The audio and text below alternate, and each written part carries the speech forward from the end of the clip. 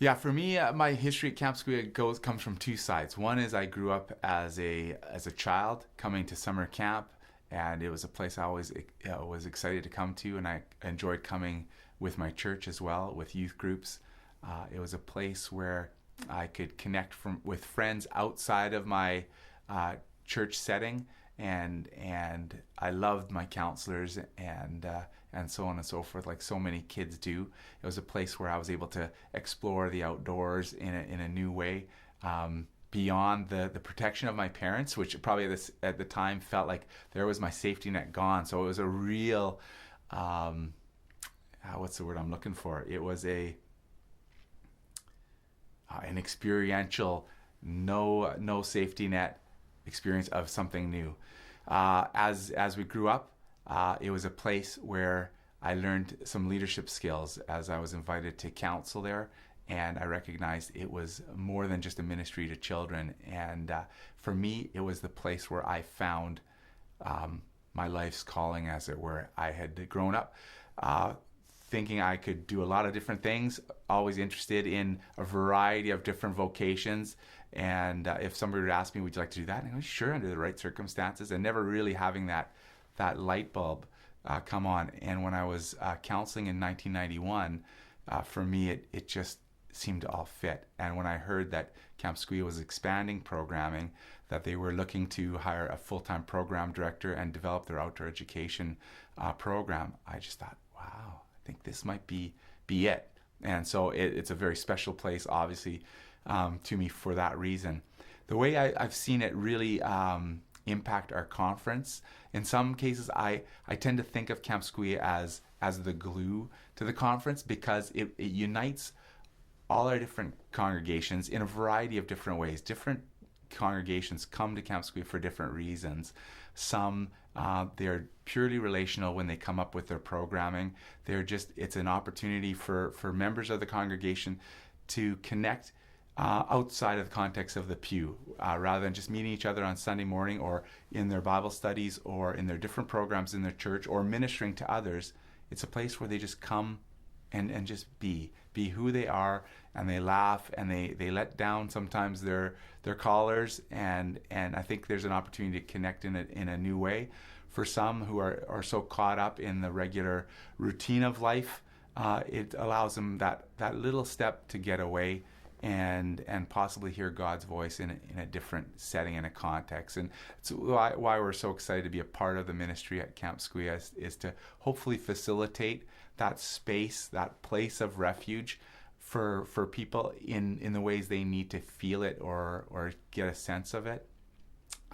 It's exciting when we see some of the pastors in our churches nowadays having kind of come through leadership development at Squeah, and just that maybe being the one place where they felt they could stretch themselves, step out of their comfort zones and try something new, that then gave them the confidence to take that next step, to pursue maybe further education. And then now they're back in very significant leadership positions in our congregations, leading the next generation.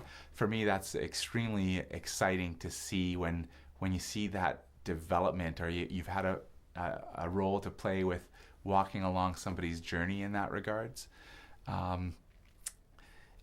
Back in the day, we had BCMYO. It was one of the main programs for me as a young person growing up that connected me with our larger conference. It was the one, I think, impacting event, like the volleyball tournament, that helped me see beyond Sherbrooke Mennonite Church. We were not just an island unto ourselves. We were part of a larger whole, and it was purely relational. It was physical. It was active, and yet it brought something out of us. Since BCMYO has ceased to exist as a formal entity, I think camp, with its impact retreats, has formed a real neat partnership with our youth pastors. It's not Camp Squeah developing a program for the youth or for our conference churches.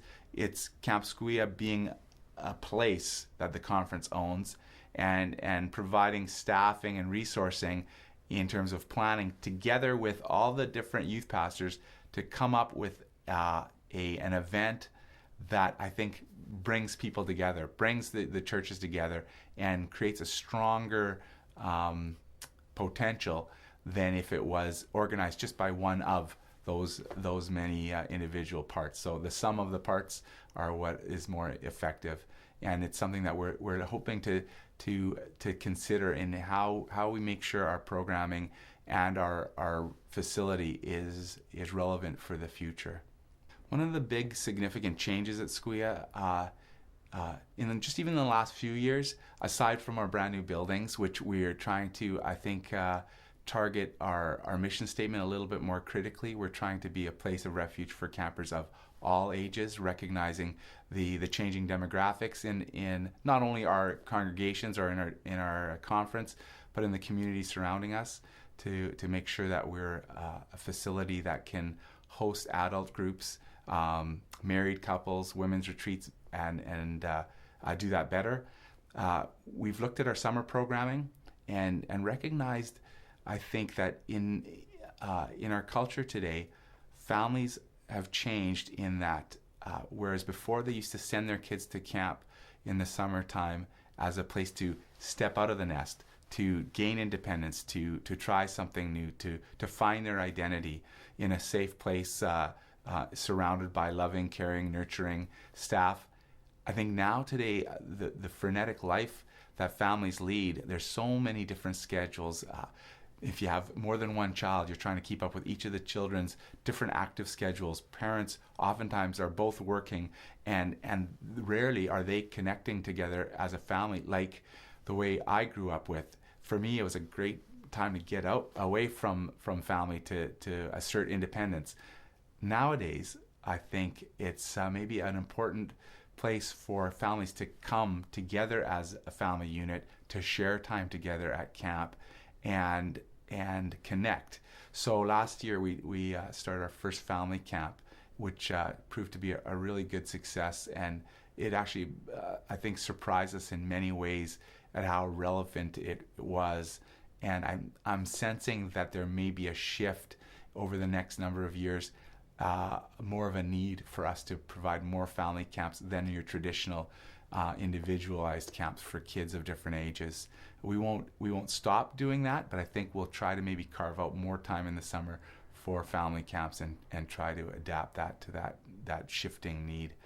Another thing is we've developed a program, the SEED program, which is an internship program for 8 to 10 months, allowing young adults between the ages of 19 to 30 who may be in a gap year coming out of high school, or maybe having finished post-secondary education but not quite certain of the direction God is calling them towards, that camp would be a place where they could spend that time in intentional community, being discipled and mentored with key questions, faith questions that allow them to really get a clear sense of who they are and the purpose that God has created them for, and in the meantime also have some great outdoor experiences, develop their leadership skills, and help provide some services to the guests who come to Camp Squeah.